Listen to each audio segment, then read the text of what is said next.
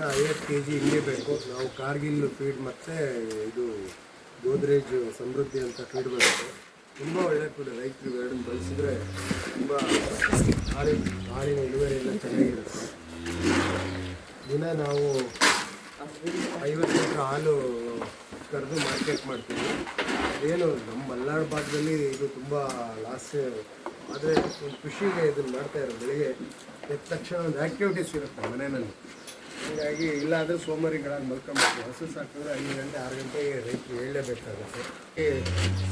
ನಾನು ಇದನ್ನು ಸುಮಾರು 20 ವರ್ಷ ಮಾಡ್ತಾಯಿದ್ದೀನಿ ಸುಮಾರಾಗಿ. ಏಕೆಂದರೆ ಈಗ ಹುಲ್ಲಿನ ರೇಟೆಲ್ಲ ಜಾಸ್ತಿ ಆಗಿದೆ, ಹುಲ್ಲಿನ ರೇಟು ಜಾಸ್ತಿ ಆಗಿದೆ.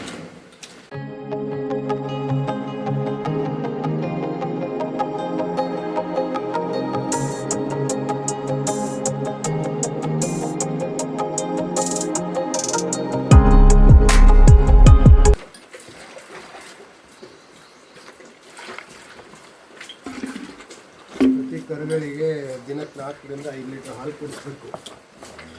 ಇಲ್ಲ ಅಂದರೆ ಅವ್ರ ಗ್ರೋತ್ ಚೆನ್ನಾಗಾಗಲ್ಲ.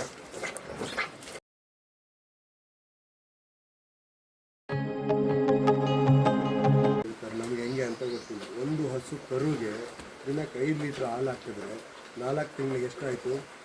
600 ಲೀಟ್ರ್ ಹಾಲನ್ನು ಒಂದು ಕರು ಕುಡಿಯುತ್ತೆ. 6 5 30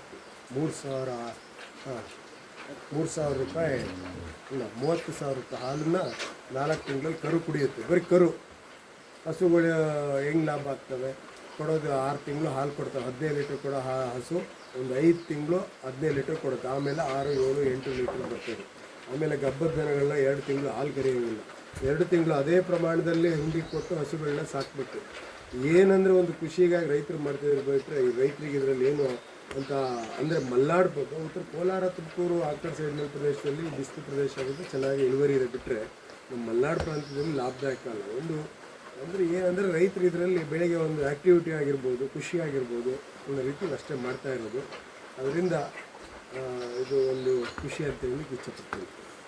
ಗೊಬ್ಬರ ಸಿಗುತ್ತೆ ರೈತರಿಗೆ ಸುಮಾರು ಒಂದು 3-4 ರೂಪಾಯಿ ವರ್ಷಕ್ಕೆ ಗೊಬ್ಬರ ಮಾಡ್ತೀವಿ.